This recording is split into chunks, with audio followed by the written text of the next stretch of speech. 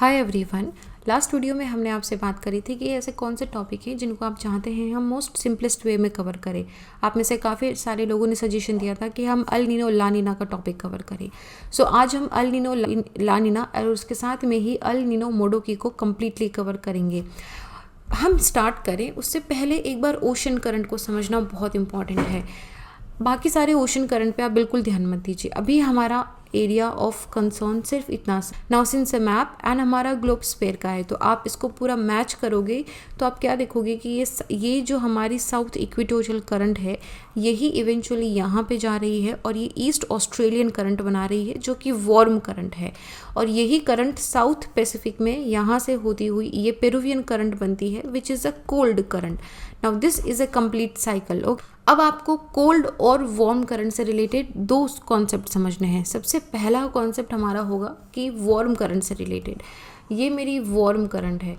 Now what does it mean? Warm है का मतलब क्या है कि पानी का टेम्परेचर यहाँ पे कंपैरेटिवली हायर होगा, विच मीन्स कि इवोपरेशन होगा, विच मीन्स कि यहाँ पे कंप्लीटली मेरे को मॉइस्चर मिलता रहेगा, एयर मॉइस्चर लेडन रहेगी। जब हवा मॉइस्चर लेडन होती है तो क्या होगा, गर्म हवा है ऊपर की तरफ उठेगी। ये चीज़ हम पहले कंडेंसेशन में, क्लाउड फॉर्मेशन में पढ़ चुके हैं। सो यू नो कि यहाँ पे एटमॉस्फेरिक इंस्टेबिलिटी क्रिएट होगा, विच मीन्स यहाँ पे ऊपर की तरफ जब हवा उठ रही है तो यहाँ पे क्या हो रहा है, लो प्रेशर एरिया क्रिएट हो रहा है। इसकी वजह से यहाँ पे एटमॉस्फेरिक इनस्टेबिलिटी क्रिएट हो रही है। इसकी वजह से यहाँ पे क्या हो रहा है, रेनफॉल हो रहा है। ये चीज़ आपको ध्यान रखनी है। और ये सारे लो प्रेशर हो गया, एटमॉस्फेरिक इंस्टेबिलिटी हो गया, रेनफॉल हो गया, ये सब एक दूसरे से जुड़े हुए हैं। Then on the other side हमारा हाई प्रेशर एरिया क्रिएट होता है। ये मेरी कोल्ड करंट है। कोल्ड करंट का मतलब क्या हुआ कि यहाँ पे टेम्परेचर कंपैरेटिवली कम रहेगा, इसके कांटेक्ट में आने वाली हवा भी ठंडी रहेगी, ये डिसेंड होगा यहाँ पे हवा का, और यहाँ पे हाई प्रेशर का एरिया क्रिएट होगा। हाई प्रेशर का एरिया क्रिएट हुआ का मतलब क्या है कि यहाँ पे एंटी साइक्लोनिक कंडीशंस जनरेट होगी। इसका मतलब है कि किसी भी तरह का कोई भी क्लाउड फॉर्मेशन यहाँ पे नहीं होगा। क्लाउड फॉर्मेशन नहीं होगा का मतलब है कि यहाँ बारिश नहीं होगी। दो चीज़ें ध्यान रखनी है। Okay, warm ocean current low pressure conditions लेके आती है जिसके साथ में एटमॉस्फेरिक इंस्टेबिलिटी एंड बारिश आती है। Cold ocean current high pressure anti cyclonic atmospheric stability वाली कंडीशंस लेके आती है जिसमें कोई भी बारिश नहीं होती है।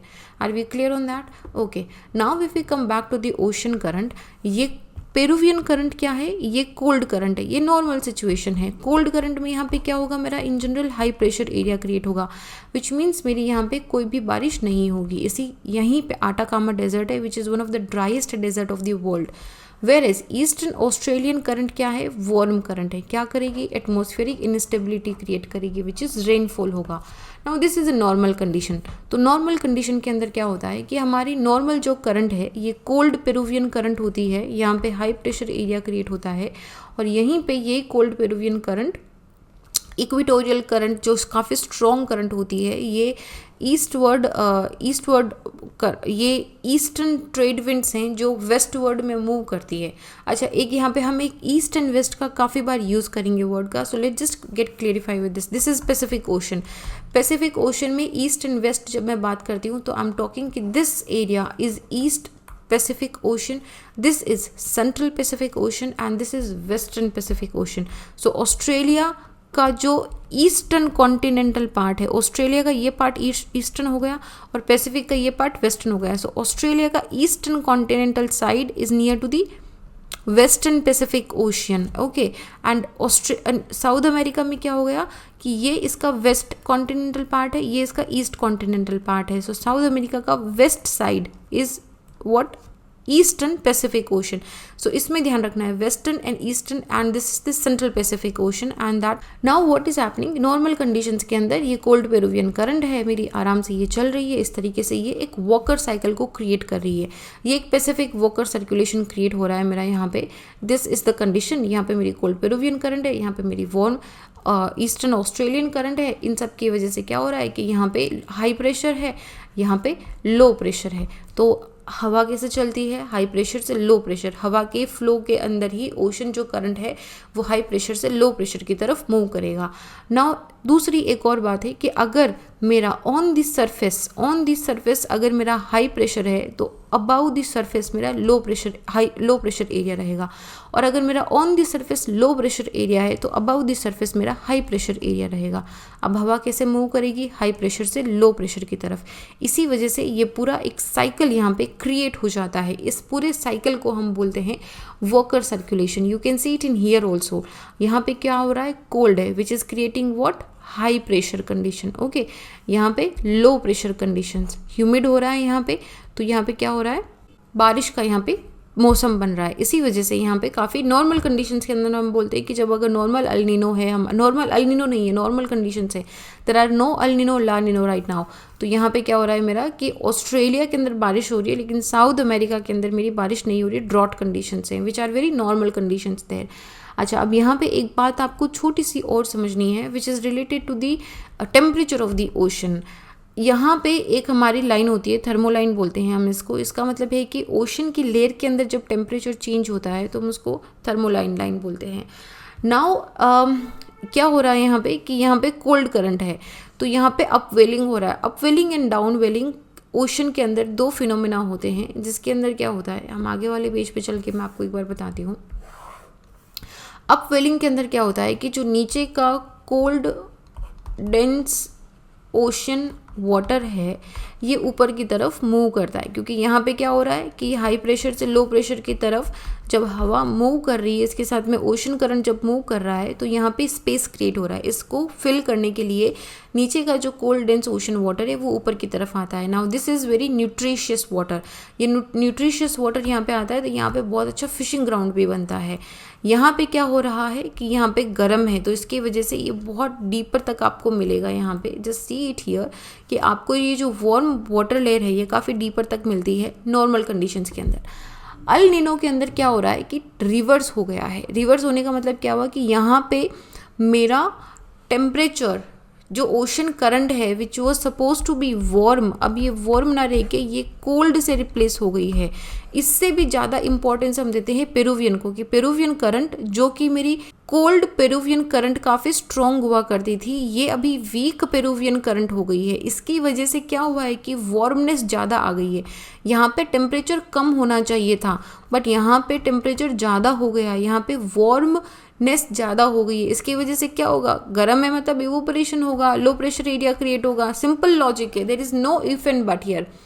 और यहाँ पे क्या हो रहा है कि कंपैरेटिवली टेम्परेचर कम हो गया है, तो मतलब कंपैरिजन में यहाँ पे हाई प्रेशर एरिया क्रिएट हो गया है। इसकी वजह से क्या हुआ है कि मेरा पूरा जो टेम्परेचर है, मेरा जो पूरा वॉकर सेल है वो रिवर्स हो जाएगा। अब देखो कि जनरली जो सेंट्रल पैसिफिक है वहाँ पे हमारा सबसे ज़्यादा लो प्रेशर होता है। यहाँ पे लो प्रेशर की वजह से क्या होगा, एक वार्म वाटर पूल बनेगा। ये पूल क्या करेगा, यहाँ पे हवा को, मॉइस्चर को ऊपर की तरफ राइज करेगा।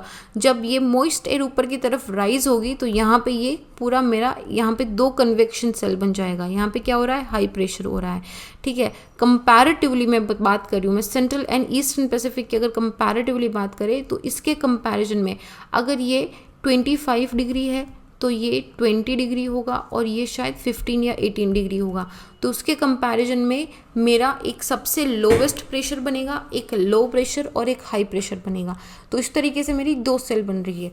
इतना भी ज़्यादा अगर कन्फ्यूज नहीं होना है तो सिंपल ये समझ लो कि यहाँ पे eastern Australian warm current cold हो गई है, जिसकी वजह से हाई प्रेशर एरिया क्रिएट हो गया है, और जो कोल्ड पेरुवियन करंट थी वहाँ पे वार्मनेस आ गई है, वार्म आ गया है, वार्म वाटर आ गया है।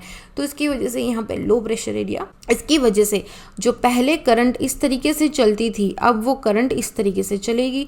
राइट, इसका मतलब क्या हुआ, हाई प्रेशर से लो प्रेशर। इसका मतलब होता है कि इंडिया के अंदर इस बार मानसून नहीं आएगा। तो जब भी अल नीनो की कंडीशंस होती है, क्योंकि यहाँ पे कन्वेक्टिव करंट ऊपर की तरफ एटमॉस्फेरिक इनस्टेबिलिटी जनरेट कर रही है, तो इस बार बारिश जो है वो इस एरिया में ज़्यादा होगी और यहाँ पे ये एरिया ड्राई रह जाएगा, ड्रॉट रह जाएगा। ये होती है हमारी अल नीनो की condition. Okay, are we clear on that. और इसी अल नीनो की कंडीशन की वजह से इंडिया में उस वक्त पे जब अल नीनो आता है तब बोलते हैं कि इस बार मानसून या तो लेट आएगा या बहुत ही कम आएगा। तो ये होता है अल नीनो।